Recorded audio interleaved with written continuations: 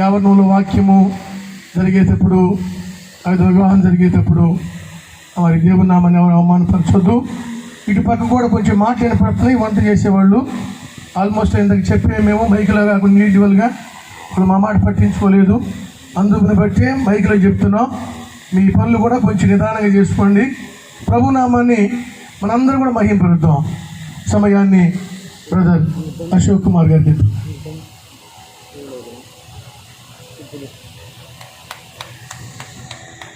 అందరూ చెప్పులు కొడదాం. దేవజల ఐజాక్ గారి కోరిక మేరకు అందరూ సంతోషంగా అందరూ కొడదాం. చెప్పులు కొడదాం, గట్టి కొడదాం. చాలామంది కొడతలేదు.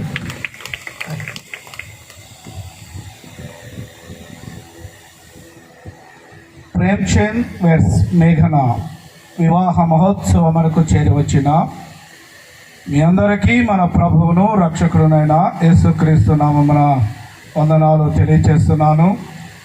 రిజిస్ట్రార్ అయ్య గారికి, అధ్యక్షుల వారికి, దైవజనులకు నా ప్రత్యేకమైనటువంటి వందనాలు తెలియజేస్తున్నాను. ఈ సమయంలో కొద్ది నిమిషాలు దేవుడి మాటలు విందాం. ఒక నిమిషం నేను కూడా ప్రార్థన చేసి వాక్యాన్ని ప్రారంభిస్తాను. అందరూ తల వచ్చి కలమొస్తున్నట్లయితే ప్రార్థన. మమ్మల్ని బహుమిక్కిలుగా ప్రేమించిన మా ప్రియ పరలోకపు మా తండ్రి,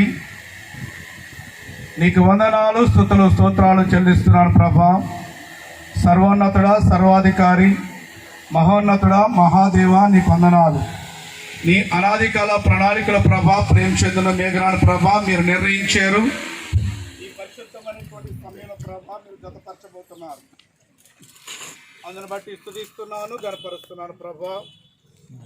ఈ సమయంలో ప్రభా ఈ మాటలు అందించడానికి నిలబడి నన్ను నీ శిలువ చాటున మరుగుపరచుకోండి, ఓరగా వాడుకోమని ప్రార్థన చేస్తున్నాను.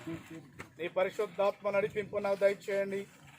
అధికాలం మొదలెట్టు నడినెత్తి వరకు ప్రభా నీ పరిశుద్ధాత్మ శక్తి కలిగి ప్రభా అధికారం కలిగి బోధించడానికి సహాయం చేయమని ముందున్న సమయాన్ని మందరికీ దీవెనకరంగాను నూతనంగా జతపరచబోతున్నటువంటి వధూవరులకు ఆశీర్వాదకరంగాను నీ నామానికి మహిమకరంగా జరిగించుకోమని యేసుక్రీస్తు అతి పరిశుద్ధ నామమున ప్రార్థన చేసి అడిగి వేడుకుంటున్నాను పరమ తండ్రి, ఆమేన్.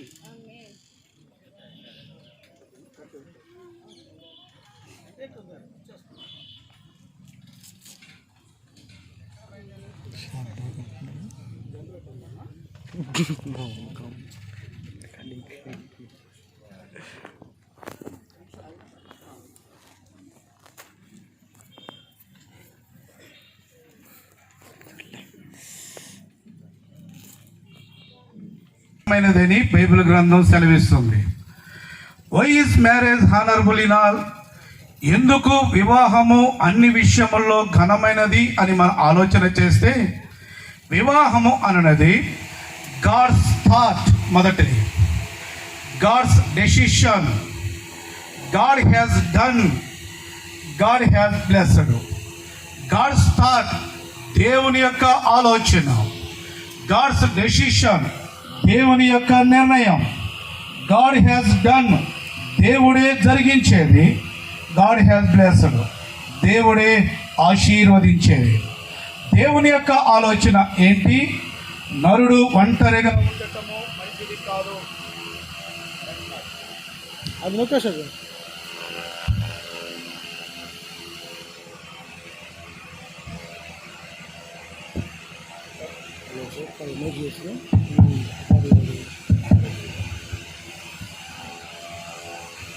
ఏంటి దేవుని యొక్క ఆలోచన? నరుడు ఒంటరిగా ఉండటము మంచిది కాదు. ఏంటి దేవుని నిర్ణయం? వానికి సాటి అయిన సహాయమును వాని కొరకు చేయదును. దేవుడు ఏ విధంగా జరిగించాడు?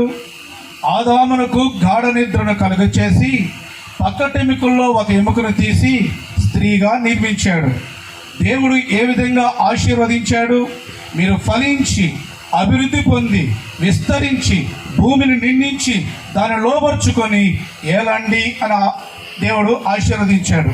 ఇది దేవుని యొక్క ఆలోచన గనక, దేవుని యొక్క నిర్ణయము గనక, దేవుడే జరిగించేది గనక, దేవుడే ఆశీర్వదించి కొనసాగించేది కనుక అన్ని వాటిల్లో వివాహము ఘనమైనది అన్న సత్యాన్ని జ్ఞాపకం చేస్తున్నాను.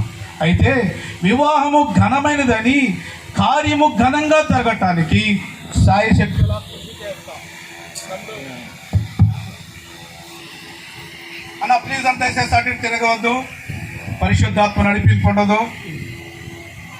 కార్యము ఘనంగా జరగాలని శక్తికి మించి ఖర్చు చేస్తాం, శక్తికి మించి ఏర్పాట్లు చేస్తాం.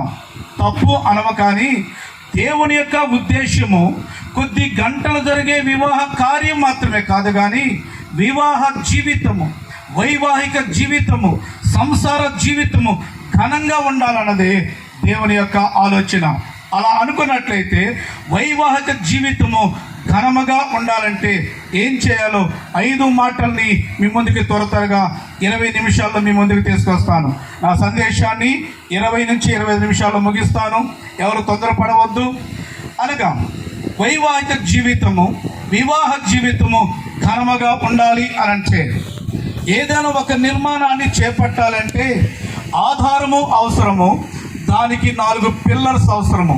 అప్పుడు మాత్రమే వివాహం ఆ కట్టడము స్థిరముగా ఉంటుంది.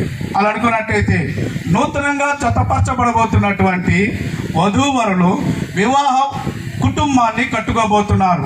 దానికి ఆ 4 పిల్లర్స్ ఏంటి, ఆధారముగా ఎవరు ఉండాలి, అలా ఉంటే ఏం జరుగుతుంది? మొదటిగా first pillar, love each other, ఒకరినొకరు ప్రేమించుకోండి. The book of Ephesians chapter 5:22-28 verse చూసినట్టయితే, హస్బెండ్స్ లవ్ యువర్ వైఫ్స్, భర్తలారా మీ భార్యలను ప్రేమించండి. Wives submit your own husbands, భార్యలారా మీ సొంత పురుషులకు లోబడి ఉండండి అని బైబిల్ ఆ విధంగా చెబుతూ ఉంటే చాలా మంది దగ్గరికి వెళితే, అమ్మా ఎందుకు నువ్వు నీ భర్తకు లోబట్టం లేదంటే అని చెప్పే మాట తెలుసా? అన్నా ఏం చేయమంటావన్నా, ఏ రోజన్నా నన్ను ప్రేమించాడా నేను లోబట్టడానికి? భర్త దగ్గరికి వెళ్ళి, అయ్యా ఎందుకు ఆమె నన్ను ప్రేమించటం లేదంటే, ఏ రోజన్నా నా మాటకు గౌరవించి నాకు లోబడిందా నేను ప్రేమించడానికి? ఇద్దరి సమాధానాన్ని మనం కాదనలేం, కానీ వాళ్ళిద్దరు చెప్పేవి సరైన సమాధానం. కానీ అన్న ప్లీజ్ అన్న ఒక నిమిషము, బైబిల్ అలా సెలవివ్వటం లేదు. బైబిల్ ఏం చెప్తుందో తెలుసా? ఓ భర్త, నీ భార్య లోబడినా లోబడకపోయినా నేను నీకు ఇస్తున్నటువంటి ఆజ్ఞ నువ్వు ప్రేమించాలి. ఓ భార్య, నీ భర్త ప్రేమించినా ప్రేమించకపోయినా నేను నీకు ఇస్తున్నటువంటి ఆజ్ఞ నువ్వు లోబడాలి. దీనిలోనే ఒక మర్మం ఉంది. భర్తగా నువ్వు ప్రేమించినట్టయితే నీ భార్య గయ్యాలిదైనా నీ ప్రేమను బట్టి కొద్ది రోజులకు లోబడుతుంది. భార్యగా నువ్వు లోబడినట్లయితే నీ భర్త మూర్ఖుడి అయినా కొద్ది దినాలకు ప్రేమిస్తాడు. అలా ఒకరినొకరు ప్రేమించుకుంటూ ఒకరికొకరు విధేయత చూపినట్టయితే మీ వివాహ జీవితము ఘనపరచబడుతుంది. అయితే చాలామంది జీవితాలు చూసినట్టయితే, నూతనంగా జతపరచబడినటువంటి జీవితాలు చూసినట్టయితే కొద్ది రోజులకే ప్రేమ చల్లారిపోతుంది. నాకు ఒక చిన్న ఉపమానం చెబుతాను. ఒక గ్రామంలో నూతనంగా పెళ్ళయింది. వారు దూర ప్రాంతాల్లో ఉంటున్నారు. పండుగ సందర్భంగా ఆ గ్రామానికి రావడానికి వాళ్ళు బయలుదేరారు. గ్రామం దగ్గర ఒక చిన్న సప్టా ఉంది, దానిలో నీళ్లు పారుతూ ఉంటాయి. అయితే ఈ రోజుల్లాగా ట్రాన్స్పోర్ట్ లేదు కనుక ఆ రోజుల్లో నడిచే పోవాలి. అలా నడిచిపోతున్నప్పుడు భార్య అనుకోకుండా జారిపడింది. వెంటనే తన భర్త నోట్లో నుంచి ఇచ్చిన మాటలు తెలుసా? డార్లింగ్, వాట్ హ్యాపెండ్, ఏం జరిగింది అని ఇంటికి తీసుకొని పోయి వేడి నీళ్ళతో కాపడమ్మి పెట్టి జెండు బాంబు రాసి కాళ్ళు పట్టి లాగి చూసుకున్నాడు. ఆమె హృదయంలో అనుకుందంట, నా అంత అదృష్టవంతురాలు ఈ భూమి మీద ఎవరూ లేరు. 2వ సంవత్సరం వచ్చింది, మరలా ఊరికి బయలుదేరారు. అదే సప్తాలో రావాల్సి వచ్చింది. నడుస్తూ ఉన్నారు. కొంత జాగ్రత్తగా నడవటం పోయి మరలా పడింది. ఇప్పుడు భర్త నోట్లోంచి వచ్చిన మాట అని తెలుసా? చూసి కదా నడిచేది అన్నారు. 3వ సంవత్సరం వచ్చింది, మరలా నడుస్తూ ఉన్నారు. ఇంకా జాగ్రత్త నడవ మరలా పడింది. వెంటనే భర్త నోట్లో వచ్చిన మాట తెలుసా? చచ్చినా పీడవదు. ఎందుకని? మొదటి సంవత్సరం డార్లింగ్ అన్నటువంటి భర్త 3 సంవత్సరాలు కాకముందే చచ్చినా బాగుండు అనుకుంటున్నారు. అమ్మ భార్యలు మీరేం తక్కువ కాదు. ఒకరోజు తన ఇంటికి కాలింగ్ బెల్ మోగింది. ఎవరను తలుపు తీసింది. ఒక వ్యక్తి తన ఎదురుగా నిలబడి ఉన్నాడు. అమ్మా సిస్టర్, శ్రీనుగాడు ఉన్నాడా అన్నాడట. ఏం మాట్లాడుతున్నారండి? మీకు చిన్న పెద్ద గౌరవం లేదా? గౌరవించాల్సిన అవసరం లేదా? శ్రీనుగాడు ఏంటండి? శ్రీనుగారిని మర్యాదగా పిలవండి అని అంటున్నాడు. అమ్మ, తప్పైపోయింది. చిన్ననాటి నుంచి మేమిద్దరము కలిసి ఉన్నాం కనుక, నా స్నేహితుడు కనుక స్వతంత్రం మీద అలా పిలిచాను, ఏమని కావద్దు అని చెప్పింది. ఇంట్లో తీసుకుపోయింది. వాళ్ళిద్దరు మాట్లాడుకుంటున్నారు. ఆ సమయంలో అంటున్నాడు, అరే నువ్వు చాలా అదృష్టవంతుడురా, కారణం తెలుసా? బహుగా నిన్ను గౌరవించేటువంటి భార్య నీకు దొరికింది అని. మళ్ళా 2వ సంవత్సరం వచ్చాడు, మరలా కాలిని వెలుగొట్టాడు. ఇప్పుడు వచ్చి అంటున్నాడు కదా, గత సంవత్సరం కూర్చున్నారు కనుక, అమ్మా సిస్టర్ శ్రీను గారు ఉన్నారా? గారు సారు అంత సీరియస్ సార్. ఆయన లేడు. ఎక్కడికి వెళ్ళాడమ్మా? వాడు ఎక్కడికి వెళ్ళి చచ్చాడో నాకేం తెలుసు. ఎందుకని? సంవత్సరాలు జరగకముందే భార్యాభర్తల మధ్య ప్రేమ చల్లారుతుంది అనంటే, వాళ్ళిద్దరి మధ్య ఉండాల్సినటువంటి ప్రేమ స్వరూపైనటువంటి దేవుడికి వాళ్ళిద్దరి మధ్య స్థానము లేదు కనుక వారి మధ్య ప్రేమ చల్లారుతుంది. అలా కాకుండా భార్యాభర్తలుగా ప్రేమ్చంద్, మేఘన మీ ఇద్దరి మధ్య ఎవరికి మూడో వ్యక్తికి స్థానం లేకుండా ప్రేమ స్వరూపైనటువంటి దేవునికి మీ మధ్య స్థానం ఇవ్వగలిగితే, ఆ ప్రేమ అవధులు లేనటువంటి ప్రేమ, హద్దులు లేనటువంటి ప్రేమ, షరతులు లేనటువంటి ప్రేమ, unconditional love, that is agape love. అలాంటి అగాపే లవ్తో మీరు ప్రేమించుకుంటూ, తేనె కంటే తీయనైన, ద్రాక్షారసము కంటే మధురమైన, మరణము కంటే బలమైనటువంటి దేవుని ప్రేమతో మీరిద్దరు ఒకరినొకరు ప్రేమించుకోగలిగితే మీ వివాహ జీవితము ఘనపరచబడుతుంది. ఆ ఫస్ట్ పిల్లర్ లవ్ ఈచ్ అదర్కి నేను ఇస్తున్నటువంటి ట్యాగ్ లైన్ ఏంటో తెలుసా? దేవుణ్ణి కలిగిన కుటుంబాలు దీవెనకరంగా ఉంటాయి. మరలా చెబుతున్నా, దేవుణ్ణి కలిగిన కుటుంబాలు దీవెనకరంగా ఉంటాయి. మొదటి మాట. Second pillar, forgive each other, ఒకరినొకరు క్షమించుకోండి. క్రైస్తవ కుటుంబాల్లో 3 అర్థాలు ప్రాముఖ్యంగా ఉంటున్నాయి. ఉండాల్సినటువంటి అర్థాలు 2 అయితే 3వ అర్థాన్ని కలిగి కుటుంబాన్ని పాడు చేసుకుంటున్నాయి. వాటిలో మొదటిగా న్యాచురల్ మిర్రర్, మనం సాధారణంగా చూసుకునేటువంటి అద్దం. దానితో మన ముఖాన్ని చూసుకుంటాం. ఆ ముఖాన్ని చూసుకున్నప్పుడు మన ముఖం మీద ఉన్నటువంటి మరకల మచ్చలు తీసేసుకుంటాం. తద్వారా మన ముఖము అందంగా ఉంటుంది. Second mirror, Bible mirror. యాకోబు పత్రిక మనం చూసినట్టయితే వాక్యాన్ని దేవుడు అద్దముతో పోల్చాడు కనుక ఆ బైబిల్ మిర్రర్ని ప్రతిరోజు ఆ అద్దములో మన హృదయాన్ని చూసుకున్నట్లయితే, మన హృదయంలో ఉన్నటువంటి చీకటి కానీ, మన హృదయంలో ఉన్నటువంటి పాపం కానీ, మన హృదయంలో ఉన్నటువంటి మలినాన్ని తీసుకేసుకున్నట్టయితే మన జీవితాలు అందంగా ఉంటాయి. ఈ 2 అద్దాలని ఉపయోగించాల్సినటువంటి క్రైస్తవ కుటుంబాలు నేడు 3వ రకం అద్దాన్ని ఎక్కువగా ఉపయోగించడం ద్వారా కుటుంబాల్ని కూల్చుకుంటున్నారు. ఆ 3వ రకం అద్దం ఏంటో తెలుసా? భూతద్దం, మ్యాగ్నిఫైయింగ్ గ్లాస్ అంటారు. న్యాచురల్ మిర్రర్కి భూతద్దానికి ఒక తేడా చెప్తాను. న్యాచురల్ మిర్రర్ మనం మాత్రమే చూసుకోవడానికి ఉపయోగపడుతుంది, ఇతరులను చూడటానికి ఉపయోగపడదు. రెండవదిగా భూతత్వము మనం చూసుకోవడానికి ఉపయోగపడదు, ఇతరులను చూడటానికి ఉపయోగపడుతుంది. న్యాచురల్ మిర్రర్ రియల్ ఇమేజ్ని చూపిస్తుంది, అనగా మన ముఖం నల్లగా ఉంటే నల్లగా చూపిస్తుంది, ఎలా ఉంటే అలా చూపిస్తుంది. కానీ భూతత్వము అలాగా ఉండదు, చిన్నదాన్ని పెద్దది చేసి చూపిస్తుంది. అది అద్దం యొక్క ప్రత్యేకత. ఈరోజు కుటుంబాలు ఈ చిన్న చిన్న సమస్యలను, చిన్న చిన్న లోపాలను భూతత్వంలో చూసుకొని వాటిని ఊహించుకొని కుటుంబాన్ని కూల్చుకుంటున్నారు అన్న సత్యాన్ని జ్ఞాపకం చేస్తున్నాను. ప్రేమ్చంద్ ఒక మాట, మేఘనాను చూసిన ప్రతిసారి నువ్వు ఆమె పైనుండి వచ్చిన దేవత కాదు. ఆమె మేఘన ప్రేమ్చంద్ను చూసిన ప్రతిసారి పైనుండి వచ్చిన దేవుడు కాడు. మీరు ఇద్దరు మట్టి నుండి వచ్చిన మట్టి మనుషులు కనుక మనము పరిపూర్ణము కాదు, దేవుడు మాత్రమే పరిపూర్ణుడు, ఆయన మాత్రమే సంపూర్ణుడు. మనలో కొన్ని లోపాలు ఉండొచ్చు, కొన్ని పొరపాట్లు ఉండొచ్చు. అందును బట్టి ఆ లోపాలని, ఆ చిన్నటువంటి లోపాలని భూతత్వంలో చూసుకొని మన కాపురాన్ని కూల్చుకోవద్దు. నా భర్తే కదా ఒక దెబ్బ కొట్టాడని నువ్వు సర్దుకోగలిగితే, నా భార్య కదా ఒక మాట అందని సర్దుకోగలిగితే, కొలసీలకు రాసిన పత్రికలో అన్నట్టుగా ఒకరినొకరు సహించుకొనుతూ క్షమించుకున్నట్టయితే మీ వివాహ జీవితము జీవితము కనపరచబడుతుంది. దీనికి ఇస్తున్నటువంటి tag line forgive each other, ఒకరినొకరు క్షమించుకోండి. దీనికి ఇస్తున్నటువంటి ట్యాగ్ లైన్ ఏంటి తెలుసా? క్షమించుకునే కుటుంబాలు క్షేమంగా ఉంటాయి. మొదటిగా దేవుణ్ణి కలిగిన కుటుంబాలు దీవెనకరంగా ఉంటాయి. ఫస్ట్ పిల్లర్కి ట్యాగ్ లైన్. సెకండ్ పిల్లర్కి ట్యాగ్ లైన్ క్షమించుకునే కుటుంబాలు క్షేమంగా ఉంటాయి. మూడవదిగా హెల్ప్ ఈచ్ అదర్, ఒకరినొకరు సహాయము చేసుకోండి. భార్యగా మనం ఎందుకు సృష్టించారో తెలుసమ్మా? నువ్వు సహాయకరంగా ఉండటానికి. అయ్యా భర్త, ఆమె బలహీనం కట్టము కనుక ఆమె కూడా నువ్వు సహాయము చేయాలి. ఒకరికొకరు సహాయం చేసుకొని ఒకరికొకరు సహకరించుకున్నట్టయితే మీ వివాహ జీవితము గణపరచబడుతుంది. దీని గురించి ఎక్కువ చెప్పాల్సిన అవసరం లేదు కనుక నేను ముగిస్తున్నాను ఈ మాటని. దీనికి ఇస్తున్నటువంటి ట్యాగ్ లైన్ సహకరించుకునే కుటుంబాలు సంతోషంగా ఉంటాయి. సహాయం చేసుకునే కుటుంబాలు సంతోషంగా ఉంటాయి.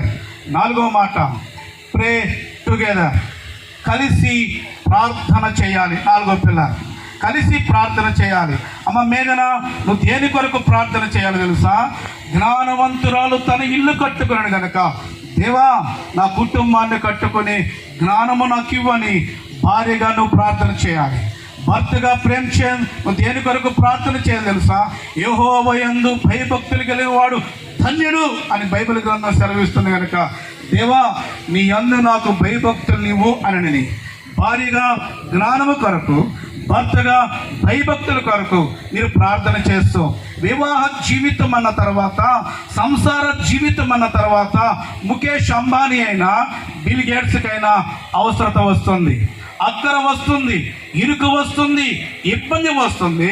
ఆ ఇరుకులో, ఆ ఇబ్బందిలో, ఆ అక్కరలో, ఆ కొదువులో దేవాది దేవుడైనటువంటి యేసును ఆశ్రయించి ప్రభువా మా అక్కరలో ప్రభా నువ్వు తీర్చవని దేవుడి దగ్గర ప్రార్థన చేయగలిగితే, ఫిలిప్పీలకు రాసిన పత్రిక చూస్తున్నాం కదా, దేవుడు తన మహిమైశ్వర్యం చొప్పున క్రీస్తు యేసు మహిమలో మీ ప్రతి అవసరతను తీరుస్తాడు. కోరిక మాత్రం తీర్చడం, గొంతుమ కోరికలు మాత్రం తీర్చడు కానీ మన కుటుంబానికి ఏది అవసరమో ప్రతి అవసరతను దేవుడు తీరుస్తాడు. కారణం ఏంటి తెలుసా? యెహోవా ఈజ్ అవర్ ప్రొవైడర్, అనగా యెహోవా అన్నిటినీ సమకూర్చువాడు. కనుక మీరు ఒకరికొకరు ప్రార్థన చేయాలని ప్రభు పేరట మనం చేస్తున్నాను. 4 పిల్లర్స్, 4 మాటలు చెప్పాను. Love each other, forgive each other, help each other, ప్రే టుగెదర్. మీరు ఒకరినొకరు ప్రేమించుకోండి, ఒకరినొకరు క్షమించుకోండి, ఒకరికొకరు సహాయం చేసుకోండి, కలిసి ప్రార్థన చేయండి. ఈ 4 పిల్లర్స్కి ఆధారం ఏంటో తెలుసా? బైబిల్ గ్రంథం సెలవిస్తుంది. కీర్తన గ్రంథం 3వ అధ్యాయం 5వ వచనం చూసినట్టయితే యెహోవా ఈజ్ సస్టైన్ మీ, యెహోవా నాకు ఆధారము అని అంటున్నాడు కీర్తనాకారుడు. వివాహ వ్యవస్థ కూడా దేవుడే ఆధారము.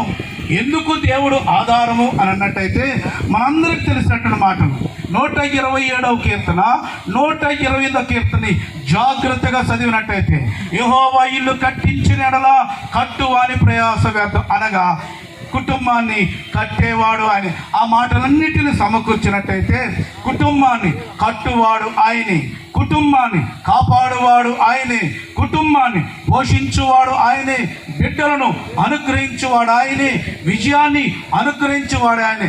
128లకు వస్తే నీ కష్టాజితాన్ని దీవించువాడు ఆయనే, నీ లోగిట ఫలించు ద్రాక్ష వలె నీ భార్యను ఆశీర్వదించువాడు ఆయనే, నీ భోజనపు బల్ల చుట్టూ నీ పిల్లలను వలీవమ్మక్కల వలె చేయువాడు ఆయనే, నీకు దీర్ఘాయువును అనుగ్రహించువాడు ఆయనే, సమాధానమును ఇచ్చువాడు ఆయనే, నీ బ్రతుకు దినములను కృపాక్షేమను నీ వెంట వచ్చులాగన ఆశీర్వదించేది దేవుడే గనక దేవుణ్ణి ఆధారము చేసుకొని ఈ 4 పిల్లర్స్ మీద నీ కుటుంబ జీవితాన్ని నిర్మించుకున్నట్టయితే వాన కురిసెను, వరదలు వచ్చెను, గాలి విసిరిన కానీ నీ కుటుంబము కదలక నిత్యము నిలిచే సియోను కొండ వలె స్థిరముగా ఉంటుంది అనే సత్యాన్ని జ్ఞాపకం చేస్తున్నాను ఈ సమయంలో.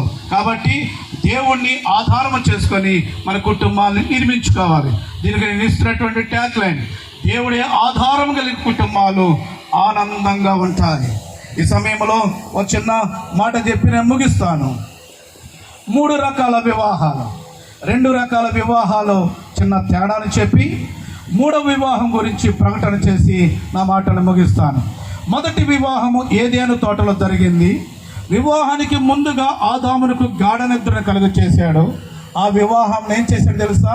ఒక్కరిని ఇద్దరం చేశాడు. అనగా ఆదామునకు గాఢ నిద్రను కలుగజేసి పక్కటెముకలు ఎముకలను తీసి స్త్రీ నిర్మించాడు. అనగా ఆ వివాహములో ఒక్కరిని ఇద్దరం చేశాడు దేవుడు. అయితే నేటి వివాహంలో ఏం జరుగుతుందో తెలుసా? గాఢ నిద్ర ఏముండదు, కానీ మనము చూస్తూ ఉండగా క్రైస్తవ వివాహంలో అతి ప్రాముఖ్యమైనటువంటి ప్రమాణాలు చేస్తూ ఉండగానే దేవుడు వాళ్ళిద్దరికి సర్జరీ చేస్తాడు. ఎలానో తెలుసా? ప్రేమ్చంద్ యొక్క శిరస్సును శరీరం నుంచి వేరు చేస్తాడు. అదేవిధంగా మేఘన యొక్క శరీరాన్ని శిరస్సు నుంచి వేరు చేస్తాడు. గాఢ నిద్ర ఏముండదు, కానీ ఈ వివాహములో ఏం చేస్తాడంటే ఇద్దరిని ఒక్కడు చేస్తాడు. ఆ ఏదైనా వనములో ఒక్కడి నుంచి ఇద్దరు చేశాడు. ఈ వివాహంలో ఇద్దరిని ఒకటి చేయబోతున్నాడు. అనగా మనం చూస్తూ ఉండగా సర్జరీ చేసి ప్రేమ్చంద్ యొక్క శిరస్సు దగ్గరకు మేఘన యొక్క శరీరాన్ని తీసుకొచ్చి అంటిస్తారు. వారిద్దరూ ఏక శరీరము అవుతారు. శిరస్సు పని ఏంటి? ఆలోచన చేయటం. శరీరం పని ఏంటి? ఆలోచన తగినట్లుగా పని చేయటం. అయ్యా శిరస్సు ప్రేమ్చంద్, నువ్వు చేసినటువంటి ప్రతి ఆలోచన, ప్రతి నిర్ణయము కూడా శరీరమైనటువంటి మేఘన యొక్క సుఖము కోరే చేయాలి. అమ్మ మేఘన, నువ్వు శరీరము కనుక నువ్వు పని చేస్తావు కనుక నువ్వు చేసేటువంటి ప్రతి పని నీ శిరస్సు అయినటువంటి ప్రేమ్చంద్ క్షేమము కోరే చేయాలి. అలా శరీరం యొక్క సుఖము కోరి, శరీరము శిరస్సు యొక్క క్షేమం కోరి మీరు ఉన్నట్టయితే ఆలోచన చేయాలని ప్రోపేరట మనం చేస్తూ మనందరి హృదయాల్లో, మీ హృదయంలో దేవుని యొక్క వాక్యం, మన జీవితాల్లో ప్రార్థన, సంసారములో పవిత్రత, కాపురములో నమ్మకమును కలిసి మందిరానికి వెళుతూ, కలిసి ఆరాధన చేస్తూ, కలిసి ప్రార్థన చేస్తూ, కలిసి పరిచయం చేస్తూ దేవుడి నామానికి మహిమను తేవాలని మనసారా దీవిస్తూ ఈ వివాహానికి మీరందరూ వచ్చారు. కారణం ఒకటే, దైవజనులు ప్రేమించి మీకు ఇన్విటేషన్ ఇచ్చారు కనుక ఈ వివాహంలో మీరు పాలు పంచుకున్నారు. మనందరము కూడా ఆనందిస్తున్నాం. అయితే అతి త్వరలో మూడవ వివాహము జరగబోతుంది. మధ్యాకాశంలో ప్రభువైనటువంటి యేసుక్రీస్తు వరుడుగా రాబోతున్నాడు. సంఘము ఎత్తబడుతుంది. గొర్రెపిల్ల వివాహోత్సవంలో మనందరము పాలు పంపులు కాబోతున్నాం. ఆ వివాహోత్సవంలో మనందరము పాలు పంపులై ఆనందించాలి అని అంటే ఆ వివాహానికి ఉన్నటువంటి ఇన్విటేషన్ ఒకటి, రక్షణ వస్త్రం. ఆ రక్షణ వస్త్రం లేకపోయినట్టయితే ఆ వివాహానికి మనం పాలు పంపులు లేదు కనుక, ఒకవేళ రక్షణ వస్త్రం లేకపోయినట్టయితే ఉన్నపాటునే ఉన్న చోటనే యేసు నా హృదయంలోకి రా ప్రభువా అని రక్షకుడుగా అంగీకరిస్తే రక్షణ వస్త్రానికి ఇస్తాడు. ఆర్భాటముతోనూ ప్రధాన దూత శబ్దంతో మధ్యాకాశమునికి వచ్చినప్పుడు ఎత్తబడేటువంటి సంఘములో మనం ఉంటాం. గొర్రెపిల్ల వివాహోత్సవంలో పాలు పంపులు అవుతాం. సదాకాలము పరలోకములో ఆనందిస్తాం. ఇప్పుడే కాదు, మనందరము కూడా అలాంటి వివాహములో పాలు పంపులై ఆనందించాలని మనసారా కోరుకుంటూ ఈ మాటల్ని దేవుడు మన వినికిడిలో దీవించాలని ఆశపడుతూ నా మాటల్ని ముగిస్తున్నాను. అందరికీ వందనాలు.